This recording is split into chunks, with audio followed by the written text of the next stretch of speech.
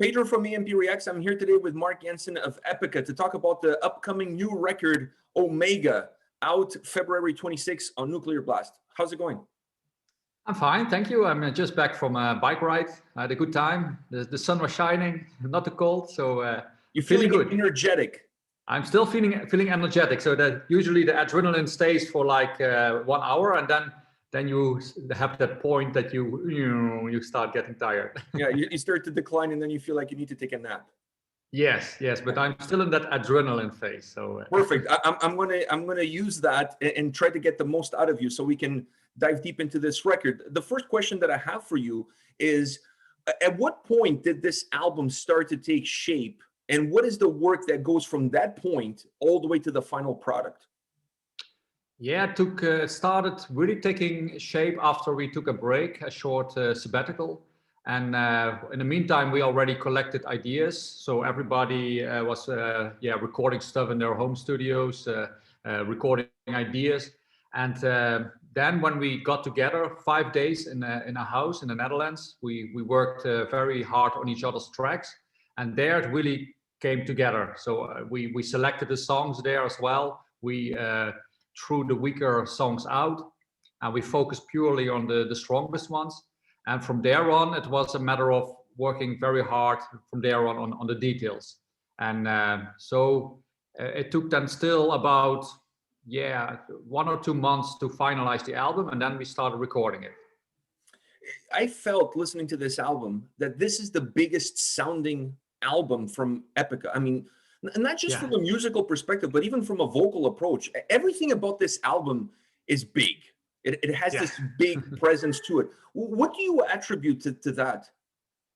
Yeah, we discussed how we wanted the album to sound, and we felt like with the holographic principle, there was such a wall of sound that even though there was really a lot, but then everything together, and then makes it in a way a lot to process for the ears.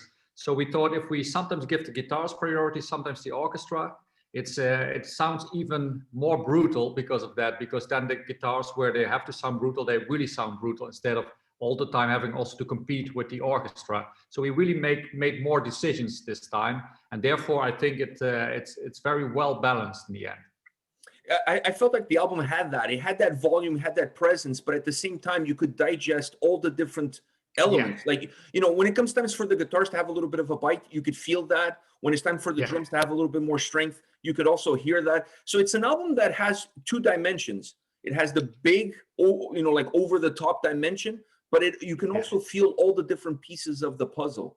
Was that the goal from the get-go for you guys?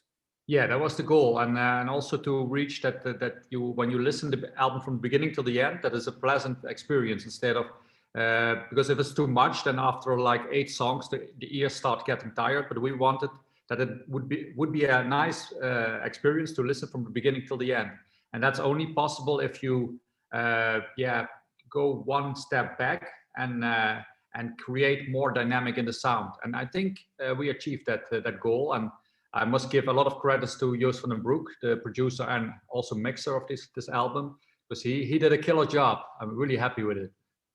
One of the things that I noticed as well, traveling through this record, because I really feel like this is an album that you kind of travel through it, is that it had a lot of new nuances to the band. Like, this album offers a few new perspectives on what Epica can do, but at the same time, the DNA of the band is still intact. It's not like you guys went completely outside the box, but you kind of poked your head outside of it, if you will. How do you find that balance between being creative and putting something that feels new, but at the same time not going completely against the grain of everything you've released up until this point? Yeah, that's always you have to go with your intuition there, because we just try and we don't think too much about it. We just try and experiment. But when we feel like, oh, this song is really too far away from what Epica should sound like, then we also say honestly to each other, this is not going to work. So this time also we had some kind of ballad that we thought was cool, but it didn't work in the Epica vibe. So it was a nice ballad, but didn't work well. So yeah, it's very important that in such cases you can be brutally honest to each other. And of course, it's never nice for a composer to hear that his song is gonna get thrown away, so to say. but yeah, it's for the good, for the better good. How you say that? Everything what's good for the album is all that matters. And every album comes with challenges. I think if you look back at every album you guys have created, there's always going to be something that you can remember that was a difficulty, that was a bump in the road. What were the biggest challenges for you guys with the recording of this record? The biggest challenge for sure was when the pandemic hit and we couldn't go to the studio anymore. So luckily we were basically done with all the instruments. Just Simone and mine vocals still had to be recorded. And I found quickly a solution in recording it at home in my home studio. And that worked well because I had new equipment. So that was my luck. And Simone, she looked for a new studio in close to where she lives. And she found one. And it was in the beginning a little bit of trying microphones, which would work with the acoustics of the room there. And that was took like 2 or 3 days, what I've heard. But then when they finally had the right sound, things went pretty smooth as well. But that was the most difficult part of the album. So actually everything went extremely smooth. This was the only thing that we were a little bit worried about. Due to those challenges of the pandemic and everything that went into it, is this going to be a record that you guys are going to look back upon and remember fondly? Because it perhaps took a little bit more of sweat and tears from all of you, and it maybe brought the whole band together in a tighter confounds. Do you feel that way? Yeah, as luckily basically everything was recorded, we didn't experience so much of the pandemic. So actually it was pretty much like we recorded a record. Just that very end with Simone's vocals and mine vocals, that was the only difference. But usually when we record our vocals, it's just Simone and me and producer Joost in the studio anyway. So then there's not much of other band guys coming along just one day sometimes to say hello. And so actually there was not so much of a difference, but in the process before we went to the studio to be 5 days together and working on the tracks, that definitely made a big difference. And that brought us as a band also closer together, because that was the first time we did it in many years that we dare to work so closely together.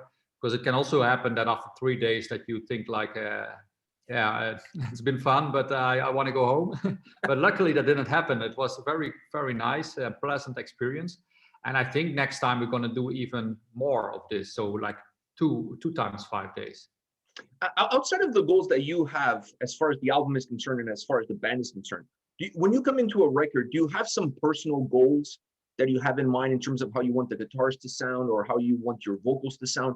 Do you bring a little bit of that personality of who you are and maybe try to do things a little bit different here and there? Or are you always concerned with the overall big picture of what the Epica record should be like?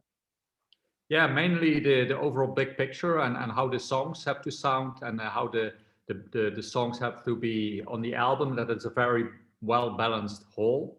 And Isaac is mainly always concerned about the guitar sound, and I trust him fully with that. He does always an amazing job. And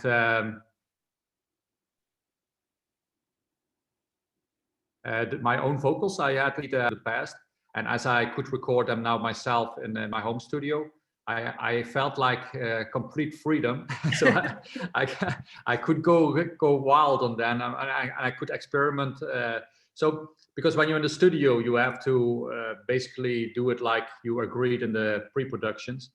And when you are alone, you think like, oh, this I can try this way, and I think it works. You just do it.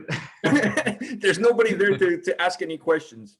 Yeah, exactly. There's nobody who says, what are you doing now? Because sometimes you do something and then you think right away, oh, that sounds complete shit. But at least you try it because you know, oh, now nobody's listening, so I can try whatever I want. Even maybe it works, but sometimes then you have a jam, that you have this little pearl that you try something that you think maybe it sounds ridiculous, but that suddenly it sounds great.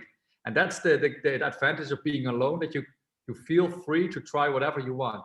Yeah, you can take as many takes as you want. You can press record and delete as many times as you want. There's and when it sounds really ridiculous, there will be nobody laughing. Nobody has to ever listen to it. Yeah, exactly. But there's this funny thing is that in the past, once I recorded a demo and I sent it to our former guitar player, Ad Sluiter, and I sang a part where I did as an example, and he kept it all those years. And every time we were talking, he's playing like, here's the part that you recorded back in the day. He still kept it. He's still teasing me with that. He has it as a blackmailing chip, just in case. Yes. Yeah, he says sometimes even like, if you give me a hard time, I'm going to release it. You never know. Maybe it could become a huge hit. Yeah, I don't think so, but yeah, it sounds really funny, so to say. Everybody, when they think about Epic, and myself personally as well, when I was listening to this album, I was so mesmerized with that big sound, with everything that you guys created with this record. I didn't feel this is an album that you travel through it, but you're not really worried about where you're going to end up. You're just really enjoying the scenery along the way, with each song being a little piece of that scenery. But one of the elements that I always think that sometimes gets a little bit forgotten is the lyrics. And I thought the lyrics on this record were absolutely phenomenal, because the sound brought the lyrics to life, but the lyrics also gave life to the sound. So there was this back and forth. How do you guys, what comes first? This is like the chicken and the egg. What comes first? Is the music or the lyrics, or you work in parallel? Yeah, it can happen that sometimes something originates with a lyric, but usually we start with the music, and then the music. We already as soon as we start working on vocal lines, we already write some nonsense lyrics, and sometimes these nonsense lyrics, they fit so well with what we with the music, that it's sometimes then very hard to replace them with actual lyrics. And sometimes we even keep some of the nonsense lyrics that we are actually working very well. It's very weird process how that works. So sometimes you really that comes intuitively to you, and you put some words on paper, and for some reason they end up in the actual lyrics. It's I try to stop to find out how these things work. It just sometimes just let it happen, but of course then most of the stuff gets rewritten, and then you work on the whole concept. But it's funny how some of these early scribbles end up in the actual lyrics. I hate to do this. I hate to kind of single one of you guys out, because I really think Epica is a band that has great band members across all the different elements. But I have to ask you this: how rewarding it is to work with Simone? Oh, it's great to work with her. It's she developed so well over all those years, and also sometimes people ask me, how would you do if Simone would one day decide to quit the band? I say then I think it's the end of the band, because for me also Simone, it's too important to replace. Of course you can, but it would not feel the same anymore. So she's very important for the band, and she, not only her voice, but also she has a very nice charisma, and it's impossible almost to replace such a great singer like her. So she's very nice to work with. She has very nice, great ideas, also lyric-wise. And she's also, besides that, a great friend of mine. We even right before this interview, we were chatting. So I find it amazing, because in the album, it's almost like you created the music, and the music is the soul of Epica, but her voice is a little bit of the heartbeat of what this album has to offer. So it's kind of hard to separate her from Epica. Yeah, it's I think basically impossible. Some things belong to each other, and she belongs to Epica. And if she would not be there, it's simply not Epica anymore. So she's really very important. Well, we couldn't have this chat without me asking you about Kingdom of Heaven Part 3. First of all, when I was listening to this song, I was looking around, and I was like thinking, how can a human being come up with a song like this, put it all together, and record it? My brain could not process a track of this magnitude. I mean, this song is just larger than life. You know what I mean? Like, what an end for the trilogy. I mean, it's just an incredible track, and it comes at the right place in the album. It kind of breaks the album into two parts. Yeah, that's right. How do you create something like this? Yeah, that's a good question, because we felt quite some pressure actually, because people loved Kingdom of Heaven, and we thought if we, with this song, we can only deliver. If you make a weak song as a third Kingdom of Heaven, people are not going to accept that. So there was just one option, and that is a killer ending of the Kingdom of Heaven trilogy.